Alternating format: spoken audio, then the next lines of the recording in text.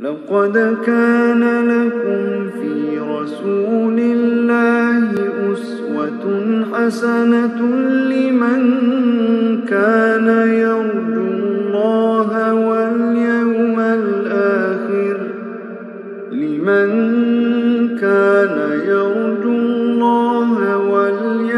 الآخر وذكر الله كثيرا. بسم الله الرحمن الرحيم. الحمد لله والصلاة والسلام على رسول الله ثم أما بعد. السلام عليكم ورحمة الله وبركاته. Урматтуу жамаат, урматтуу момун мусулман бир туугандар, биз имам Бухари рахимахулланын Адабул Муфрат, адеп ахлакка байланыштуу жазган китебин окуп жатканбыз. Мына ушул китептен Бабун да'ватул валидейн, ата-эненин дуасы кабыл болуусу тууралуу бөлүмгө келип токтогон экенбиз. Мына ушул бапка келип токтогон экенбиз. Мына ушул бапка байланыштуу хадисти окуйбуз. Абу Хурайра радияллаху анхудан бул хадис риваят кылынат. أنه سمع أبا هريرة يقول قال النبي صلى الله عليه وسلم ثلاث دعوات مستجابة لهن لا شك فيهن دعوة المظلوم ودعوة المسافر ودعوة الوالد على ولده. Бұл бапқа байланыштуу хадис Абу Хурайра радияллаху анхудан риваят кылынат. Пайгамбарыбыз саллаллаху алейхи вассалам бұл хадисте мындай деп айтыптыр: үч кишинин дуасы кайтарылбайт, үч кишинин дуасы кабыл болот. Саласу да'ватин мустажабатун лахунна. Ушул үч кишинин дуасы кабыл болот. Мында дуанын кабыл болуусунда эч кандай шек күмөн жок. Да'ватул мазлум, зулум чеккен адамдын дуасы. Жана экинчиси бул мусафирдин дуасы. Жана үчүнчүсү бул атанын, ата-эненин баласына кылган дуасы. Мына ушул хадисти шейх рахимахулла келтирди. Албетте инсан, албетте перзент ата-энесинин дуасын алганга аракет кылуусу керек. Мына ушул нерсеге көп аракет жасоосу керек. Эгер ата-эне баласына дуа кыла турган болсо, ошол дуа кайтарылбайт. Эми мына ушул үч кишинин дуасы кабыл болот деди. Бул нерседе шек күмөн жок. Пайгамбарыбыз саллаллаху алейхи вассалам ауадан сүйлөбөйт. وَمَا يَنْطِقُ عَنِ الْهَوَىٰ إِنْ هُوَ إِلَّا وَحْيٌ يُوحَىٰ. Пайгамбар ауадан сүйлөбөйт. Пайгамбар Аллах Таала эмнени кабар берген болсо, ошол нерсени сүйлөйт. Ошондуктан пайгамбарыбыз саллаллаху алейхи вассалам дуа кабыл болот дедиби? Кабыл болот. Бул нерседе биз кыпынчалыктагы шектенбөбүз керек. Биринчиси да'ватул мазлум, зулум чеккен, өтө машакат тарткан, кыйналган адамдын дуасы. Пайгамбарыбыз саллаллаху алейхи вассалам Муаз ибн Жабал радияллаху анхуну Йеменге жиберип жатып, ошол насаат кылып, ошол хадисинде айткан экен: «Иттақи да'ватал мазлум». Ошол зулум чеккен, зулум көргөн адамдын дуасынан корккон, аны менен Аллахтын ортосунда эч кандай парда жок дейт. Кала берсе, бир риваяттарда келет, кала берсе капыр, зулум көргөн, зулум чеккен капыр адамдагы дуа кылса, кабыл болот деген риваяттардагы бар. Мына ошондуктан зулум чеккен, өтө кыйналган, машакат тарткан, зулум чеккен адамдын дуасынан коркуу керек. Антикен ал кыйналып турат, машакат тартып турат, өтө кыйналып турат. Аллах Тааладан башка эч бир ага бир жардам берип кое турган адам жок.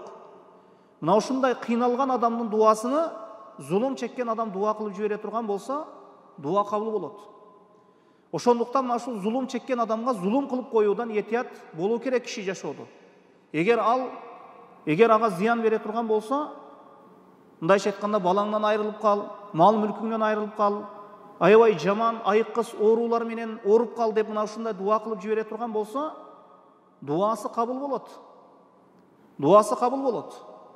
Мына ошондуктан пайгамбарыбыз саллаллаху алейхи вассаламдын айткан сөзү акыйкат. Мына ошондуктан зулум чеккен, зулум көргөн адамдын дуасынан коркубуз керек экен. Экинчиси даъватул мусафир. Мусафир адамдын дагы дуасы кабыл болот. Анткени сапардын дагы өзүнө жараша кыйынчылыгы бар. Сапарда дагы өзүнө жараша кыйынчылыгы, машакаты бар.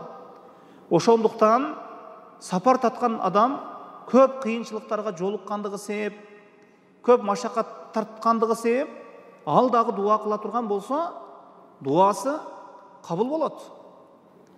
Эгер эми мына хадисте башында айттык, мына зулум чеккен адамга жардам берип кое турган болсо, бир инсан машакат тартып өтө кыйналган адамга жардам берип кое турган болсо, ишиң оңунан келсин, Аллах өмүрүңө береке берсин, Аллах сага илим берсин, мал мүлк берсин, мал мүлкүңө береке берсин деп дуа кылып жибере турган болсо, дуасы кабыл болот. Жана ошондой эле мусафирдин дагы дуасы кабыл болот экен. Эми таква, мусафир адам боло турган болсо, сапарда боло турган болсо, мына кээде сапарда болуп калабыз. Сапарда жүрүп калган кезде инсан таква болсо, ошол сапарында таква болсо, Аллах кайтарган нерселерден кайтса, буйрган нерселерди аткарса, Аллах Таала ошол мусафирдин дуасыны кабыл алат экен. Жана ошондой эле үчүнчүсү ва даъватул валид ала валадихи. Ата-эненин баласына кылган дуасы. Эми перзент ата-энесинин дуасын алганга аракет кылуусу керек. Ата-эненин дуасы дагы баласына кылган дуасы кайтарылбайт.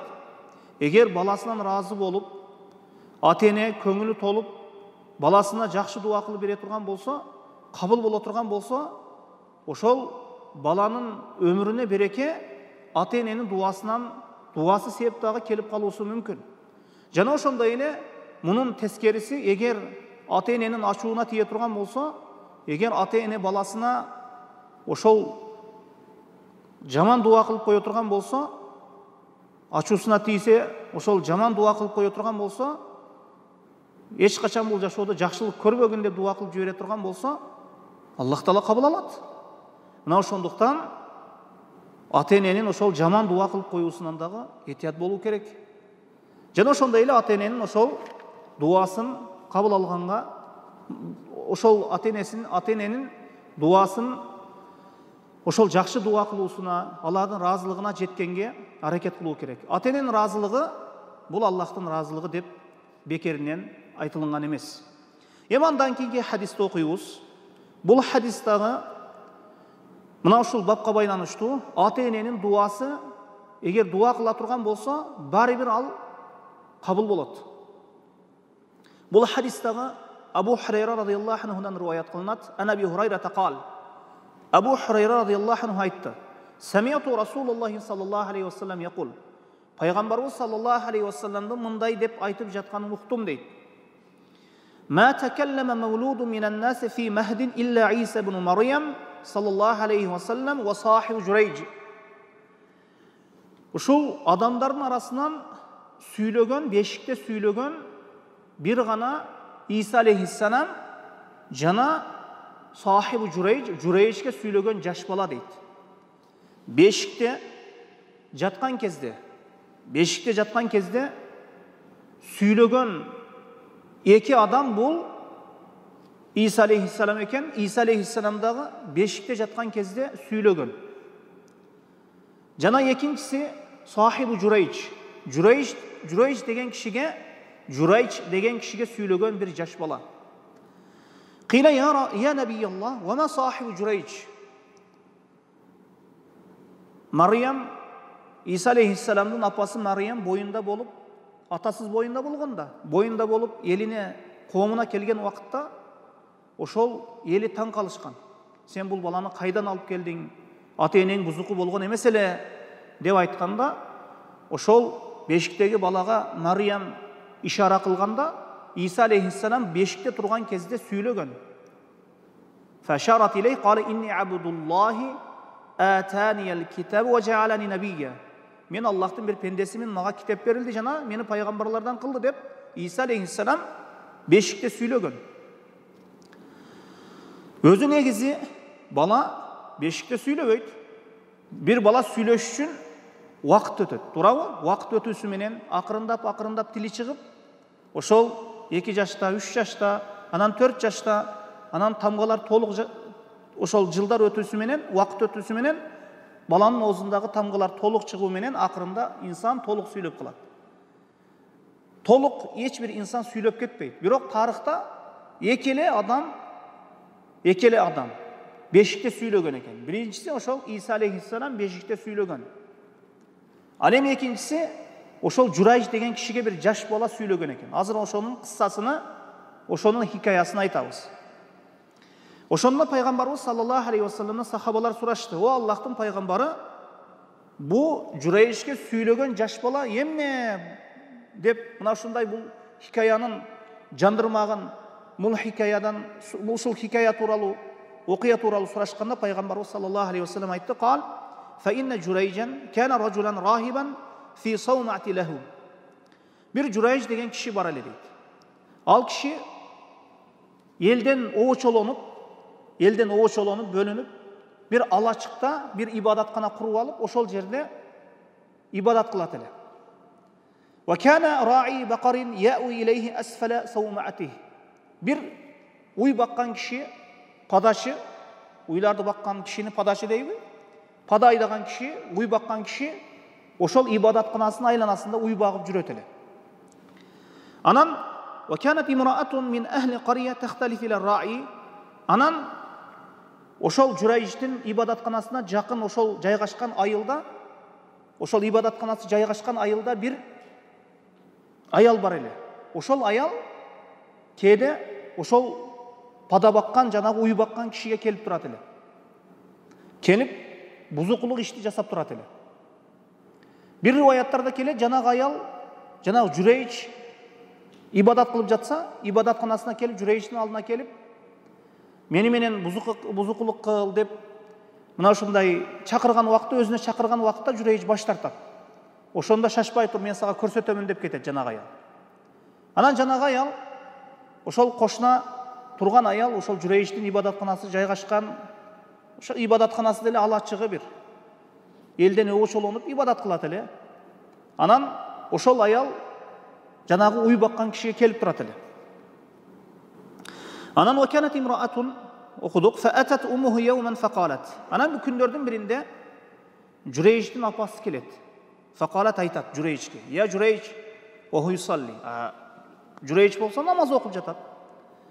Факала фи нафсихи ва ху юсалли умми ва салати. Фара ан ю'thira салата. Анан намаз окуп жатат. Апасы келди, Журайжди чакырды. Анан жанагы Журайж өзүнүн ичинде айтты: "Намаз окуп атам" деди. "Намаздан чыга албайм го" деди. "Же апамды десемби, же намазды десемби?" деди. Анан бирок намазды деп намазын уланта берди. Анан жанагы аял сумма сарахат бихи сания. "Я Журайж" деп апасы, "О Журайж" деп экинчи жолу кыйкырды.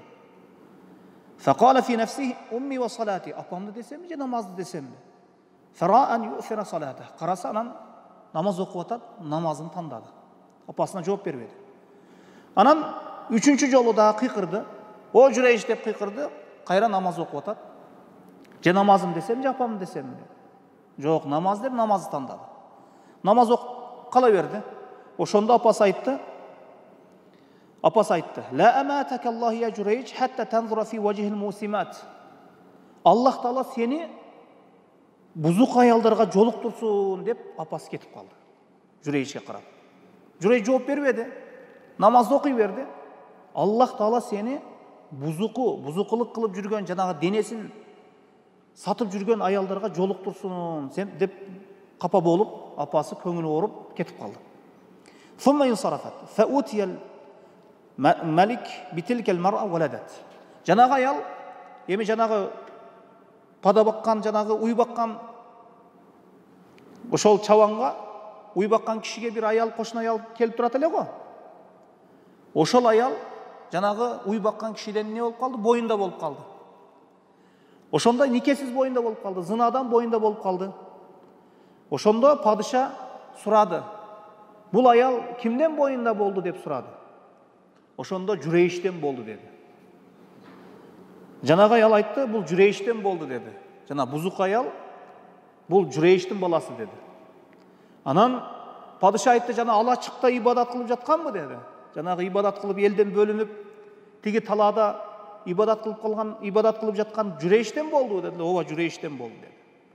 Анан падыша аскерлерине буйрук берди, барып Журейштин ибадатканасын, ошол ибадат кылып турган жерин, алачыгын талкалап, балта менен чаап, жер менен тегиз кылып, аны мен алдыма алып келгиле деди. Анан барышып талкалап, Журейштин ибадатканасын талкалап, алачыгын талкалап, анан колун моюнуна чейин ошол колун байлашып, ошол колуну мына моюнга байлашып, колун моюнга байлап алып келишти. Падышанын алдына алып келишти. Анан ошол колун моюнуна байлап, көчө менен алып келип жатканда, Журейч жолдо бузук аялдарды көрдү. Бузук аялдар да аны көрүштү. Бузук аялдарды көрдү. Анан бузук аялдарды көрүп күлүп койду. Не үчүн күлдү? Азыр айтат максаты. Анан жолдо келе жатат, колу моюнуна байланган абалда. Анан бузук аялдарды көрдү, бузук аялдар да аны көрдү. Анан күлүп койду. Анан падыша айтты, бул аял не доо кылып атат, мондай доо кылып жатат, бул бала сенден экен деди. Анан Журейч, кандайча менден? Деп анан аял айтты, бала сенден деди. Журейч айтты, падыша эми турат, падыша сурап атат. Анан андай болсо деди, Журейч айтты, бала кайда деди. Анан бала ошол аялдын койнунда турат эле. Алып келгиле аны деди. Алып келгенден кийин Журейч жанагы жаш балага айтты. Ошо бешикте турган жаш балага айтты, "Мана бук" деди. "Сен атаң ким?" деди. "Раил бакар" деди. Жанагы уй баккан киши деди. Жанагы падачы, уй баккан киши деди. "Мен атам" деди. Жанагы бала, жаш бала сүйлөдү. Ошондо падыша айтты, "Эми сенин жанагы бузуп таштаган алачыкты эмес, ошо ибадатканаңды алтындан куруп берейли" деди. Ошондо "Жок" деди. "Анда эмесе күмүштөн куруп берейли" деди. "Жок" деди. Журейч айтты, "Кандай болсо, мурдагы абалы кандай болсо, ошондой кылып койгула, мага жетиштүү" деди. Анан падыша айтты, "Эмне үчүн сени колуңду мойнуңа байлап көчөдө алып келе жаткан кезде, сен бузук аялдарды көргөн кезде эмне үчүн күлдүң" деди.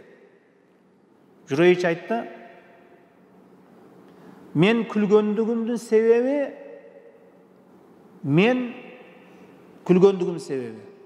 менин апамдын кылган дуасы кабыл болду" деди. "Мага кылган дуасы, энемдин, апамдын мага кылган дуасы кабыл болду" деди.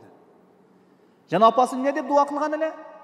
Жана намаз окуп жаткан кезде апасы келгенде жооп бербеди. Бир жолу чакырды, жооп бербеди. Экинчи жолу чакырды, жооп бербеди. Үчүнчү жолу чакырды, жооп бербеди. Анан апасы эмне деп дуа кылган эле? "Сени Аллах Таала бузук аялдарга жолуктурсун" деди. Анан колу моюнуна байланып, жана көчөдөн өткөндө бузук аялдардын алдынан өттү, аларга жолукту, аларга карап күлүп койду. "Мына апамдын дуасы кабыл болду" деп. Мына ошондуктан эгер ата эне дуа кылып кое турган болсо, ал 5 жылдан кийинби, 10 жылдан кийинби, 60 жылдан кийин баары бир кабыл болот. Ата эне баласына жакшы дуа кылган болсо, баары бир күн кабыл болот. Эгер ата эне капаланып, көңүлү ооруп баласына дуа кылган болсо, баары бир ал кабыл болот. Мына ошондуктан бул хадистен дагы билебиз, ата эненин баласына кылган дуасы кабыл болот экен. Андан кийинки хадис, "Бабу аридул ислам ала уммил насранiyya". Христиан энеге исламды кабыл алуусун сунуш кылуу. Бул хадис мына Абу Хурайра радияллаху анхудан риваят кылынат. Абу Хурайра радияллаху анху айтат: "Ма самия би ахадун яхудийюн вала насраниюн илля ахаббани". Мен тууралуу кимдир бирөө уксун, ал насрани болсын, яхуди болсын, ал мені жақсы көріп қалады, мен туралы жақсы ойда болып қалады дейді. Инна умми кунту уридуха алал ислам фатаба. Мен апамның исламға кірісін өте қалайтын дейді. Бирок апам баш тартады дейді. Абу Хурайра радиаллаху анхунун апасы исламда емес эле, христиан эле, насара эле. Факулту лаха фаабат. Мен апама дағуат қылат элем, айтат элем, апам баш тартат эле дейді. Фатайту набия саллаллаху алейхи вассалам факулту удуллаха лаха фадаа. Аллахтың елшісінің алдына келіп, о Аллахтың елшісі, дуа қылыңыз, апам исламды қабыл алсын деді. Қабыл алсын деді. Пайғамбарымыз саллаллаху алейхи вассалам дуа қылды. Пайғамбарымыз саллаллаху алейхи вассалам дуа қылғаннан кейін дуасы қабыл болады. Фатайтуха вақад ажафат алейхал баб. Үйге келсем, апам ешікті құлтап қойып тұр дейді. Жауап қойып тұр. Фақалат я Аба Хурайра инни асламту. Анан ешікті ашты апам менен жолығышқанымда, о Абу Хурайра, мен исламды қабыл алдым деп айтты дейді. Фахбарту набия саллаллаху алейхи вассалам, ошоны пайғамбарымыз саллаллаху алейхи вассаламға хабар бердім. Фақулту удуллаха ли вали умми. Анан мен айттым, о Аллахтың елшісі, апам исламды қабыл алыптыр, маға жана апама дуа қылың деп айттым дейді. Ошонда пайғамбарымыз саллаллаху алейхи вассалам, Аллахумма абдука Абу Хурайра ва уммуху ахаббахума илан нас. Пайғамбарымыз саллаллаху алейхи вассаламдағы дуа қылды. Ошондо ошол о Аллахым, пендең Абу Хурайра жана апасы мына ушул экөөнү адамдарға не сүйкүмдүү сүйүктүү кылып койгон деді. Адамдардың көңіліне салып қойғын, адамдар жақсы көріп қалсын деген мына ушундай мақсатта дуа қылынды. Эми бұл хадисте ошол Абу Хурайра радиаллаху анху бұл пайғамбарымыз саллаллаху алейхи вассалам дуасының берекесін өз жашоосунда дагы көргөн. Эми пайғамбарымыз саллаллаху алейхи вассаламдын дуасы қабыл болады. Мына ошондуктан эгер ата эне туура эмес жолдо болсо дагы, эгер туура эмес күнөө иштери жасаса дагы, өмүрүнүн акырына чейин дуаны токтотпошубуз керек экен. Тарыхта мына ушундай абалдар болгон, же кээ бир адамдардын жашоосунда мына ушундай абалдар болот. Мисалы үчүн атасы же энеси же атасы 80 жыл жашайт, 80 жыл ичинде толук күнөөлөрдү жасайт. Күнөөлөр жасап жүрөт. Бирок баласынын дуасы себеп ошол өмүрүнүн акырында исламга кирет. Анан натыйжада 2-3 күн же 1 апта жашайт ислам менен, андан кийин дүйнөдөн өтүп кетет. Мына ошондуктан дуанын берекеси бул инсандын көптөгөн жакшылыктарга жетүүсүнө себеп болуп калат. Амалдар акырына карап туруп маани берилет. Көп жашашта эмес, инсандын жашоосуна Аллах Таала береке берүүсүндө. Мына бир аяттын тафсири бар. Муну Ибн Касир рахимахулла өзүнүн тафсиринде келтирет. Аллах Таала Кур'анда айтат: "Аллазина аману ва лам ялбису иманахум бизулмин улайка лахумул амн ва хум мухтадун." Аллахка иман келтирген жана иманын зулум менен аралаштырбаган адамдар, ширк менен аралаштырбаган адамдар тынчтыкта жана туура жолдо делинет. Бир киши пайгамбарыбыз саллаллаху алейхи вассаламдын алдына келип айтат: "Я Расулулла, Аллахтын элчиси, мага исламдан талим бериң, мага исламдан үйрөтүң" дейт. Ошондо пайгамбарыбыз саллаллаху алейхи вассалам ага карап: "Ташхаду ан ла илаха иллаллах ва анна Мухаммад Расулулла." Мухаммад Аллах Тааладан башка сыйынууга татыктуу зат жок. Мухаммад саллаллаху алейхи вассалам Аллахтын элчиси деп күбөлүк бересиңби? Ва туқимус сала, намазды тургузасың, намазды окуйсуңбу? Ва ту'тияз зака, жана зекетти бересиңби? Ва тасуму рамадан ва тахуджул байт, Рамазан айынын розосун кармайсыңбы? Жана Аллахтын үйүнө ажылык кыласыңбы дегенде жана киши кад акрарту дейт. Моюндадым, кабыл алдым деп анан көп өтпөй эле өлүп калды. Ушул нерсени кабыл алгандан кийин эле, бир аздан кийин эле жанагы киши келемиштин жанагы уясы бар го, келемиштин уясы. Ошо тешик болуп калат. Ошол жерге төбөсүнүн буту батып кетип, төбөдөн жыгылып, мойну сынып, бир себеп менен өлдү. Пайгамбарыбыз саллаллаху алейхи вассалам ошондо айтты: "Қалилан амалун қалил", амалы аз дейт. "Ва уджира кафиран" дейт. Бирок сообу көп дейт. Ошондуктан ата-эне туура эмес иштерди жасап барса дагы, же бир кээ бир күнөөлөрдү жасап барса дагы, өмүрүнүн акырына чейин дават кыла бериш керек, насаат айта бериш керек. Аллах каалап, Аллах буйруп, өмүрүнөн бир күн, 2 күн калганда дагы, эгер исламга кирип калса, таухидти түшүнүп калса, бактылуу болуп калат. Андан кийинки хадис: "Бабу биррул валидейн ба'да маутихима". Ата-эне өлгөндөн кийин дагы, бул дүйнөдөн өтүп кеткенден кийин дагы жакшылык кылуу. Бул хадис Абу Убайдтан риваят кылынат. Эми айтат: "Аннаху ахбарани хаддасана Абдуррахман ибн ал-Гасил". Абдуррахман ибн Гасил айтты: "Ахбарани Усайд ибн Али ибн Убайд". Мага Усайд ибн Али ибн Убайд кабар берди атасынан. Ал болсо Аба Усайд ошо элге айтып атыптыр. "Кунна инда наби саллаллаху алейхи вассалам факала ражул я Расулуллах". Biz Пайгамбарыбыз саллаллаху алейхи вассаламдын алдында болгон элек. Ошондо бир киши Пайгамбарыбыз саллаллаху алейхи вассаламга карап айтты: "О Аллахтын элчиси, хал бақия мин биррин абавайя шейун ба'да маутихима абаррахума?" О Аллахтын элчиси, менин ата-энем өтүп кеткенден кийин дагы, аламдан өтүп кеткенден кийин дагы, эми ага бир жакшылык кылсам болобу, бир жакшылык барбы деп сурады. Кал: "Наам", Пайгамбарыбыз саллаллаху алейхи вассалам: "Ооба, ата-энең өтүп кеткенден кийин дагы ата-энеңе жакшылык кылсаң болот. Ошондуктан туура эмес түшүнүк болбосун. Ата-энеге тирүү кезинде эле жакшылык кылыш керек" деп. Ооба, бул маанилүү, бул эң биринчи максаттардан. Ал эми өтүп кеткенден кийин дагы, аламдан өтүп кеткенден кийин дагы ата-энеге жакшылык кылуу керек экен. Ошондо Пайгамбарыбыз саллаллаху алейхи вассалам 4 өзгөчөлүктү айтты.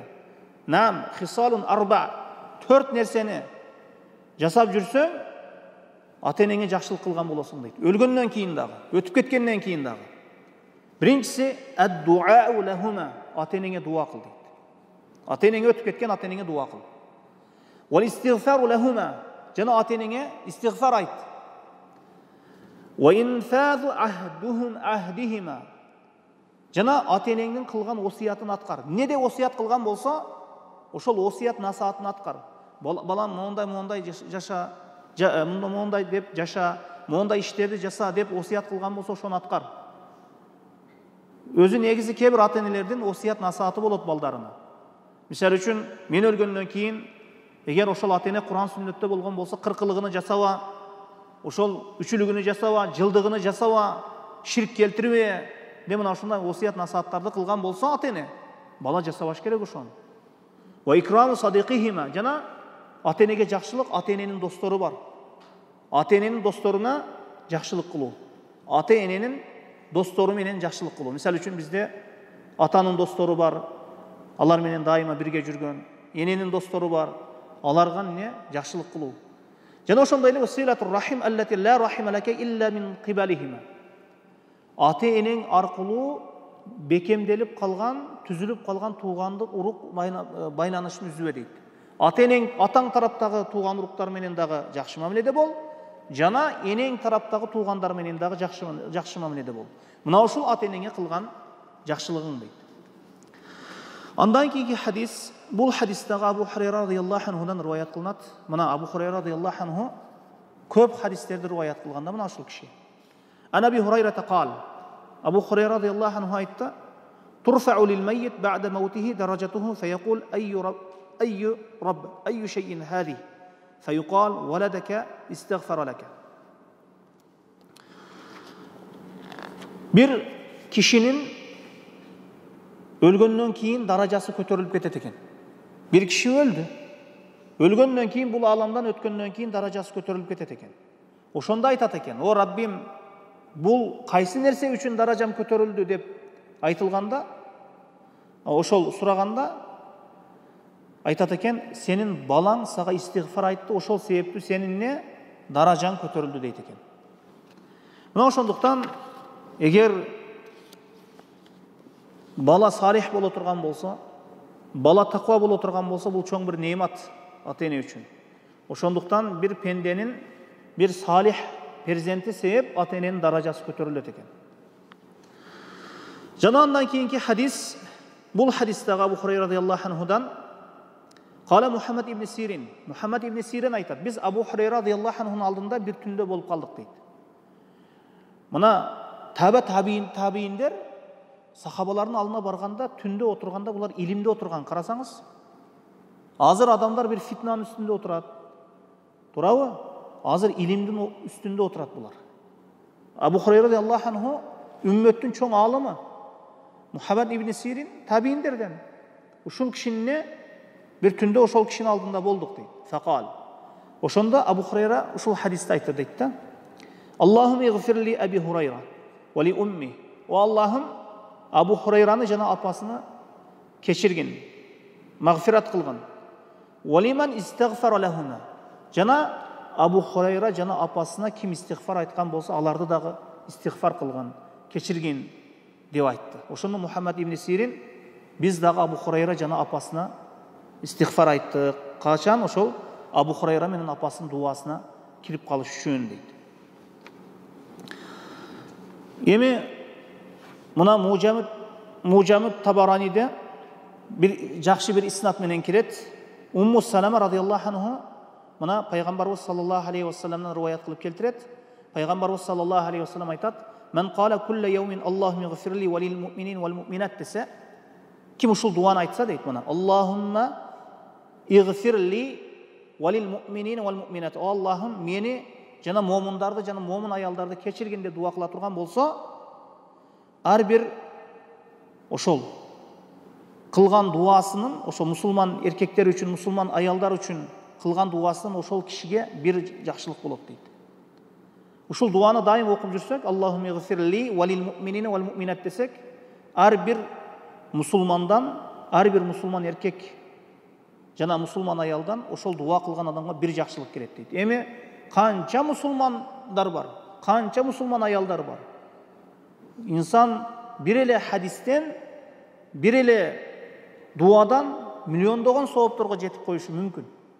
Bir ele duadan milyondoğan soğupturga jetişi mümkün insan.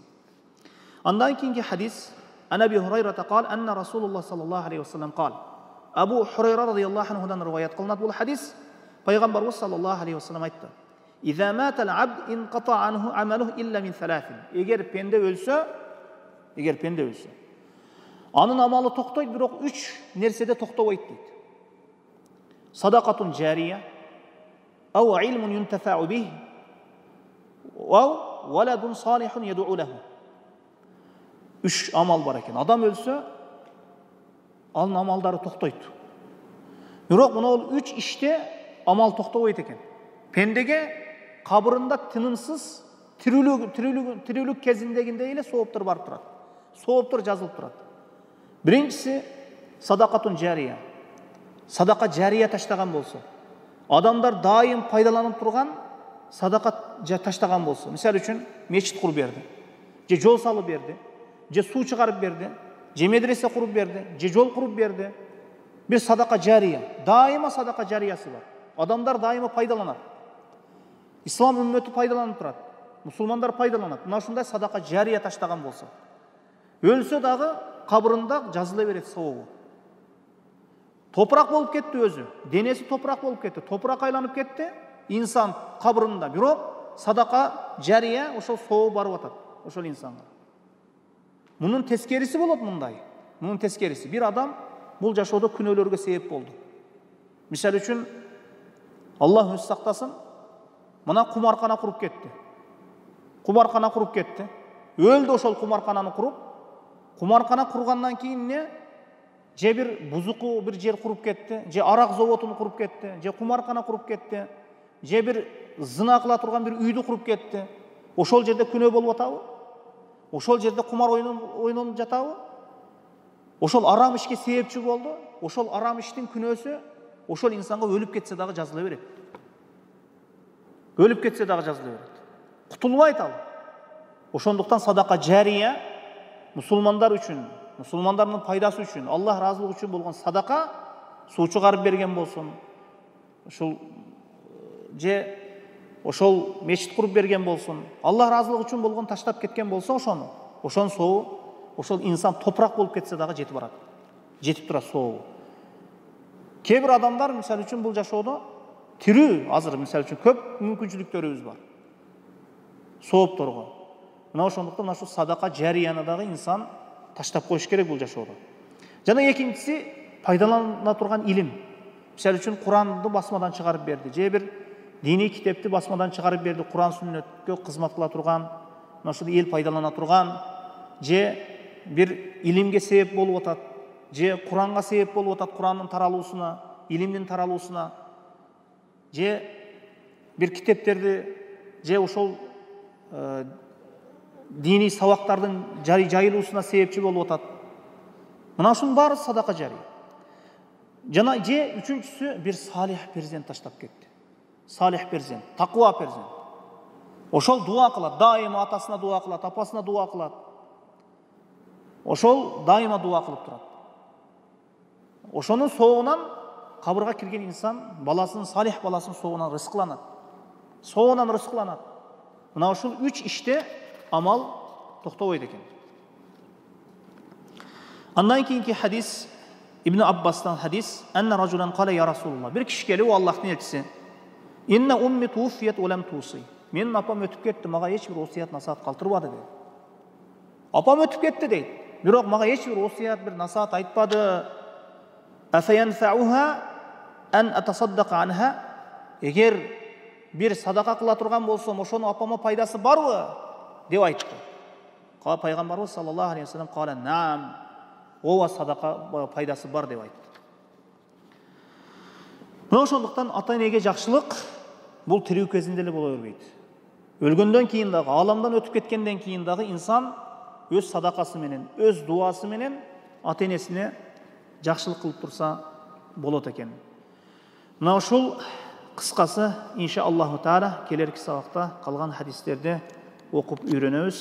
Аллаху алам ва саллаллаху аля Мухаммадин ва алейхи ва сахбихи ва саллам. Субханакаллахумма ва бихамдика, ашхаду ан ла илаха илля ант ва астагфирука ва атубу илейк.